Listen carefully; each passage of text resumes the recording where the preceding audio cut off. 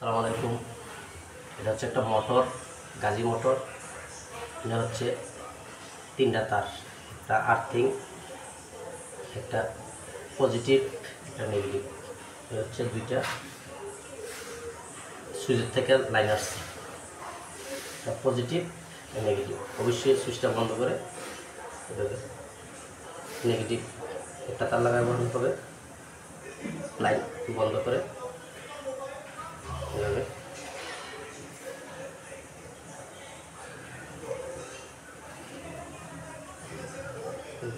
হলে নেগেটিভ।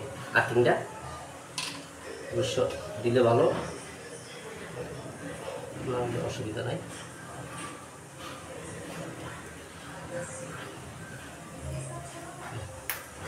এটা হচ্ছে পজিটিভ,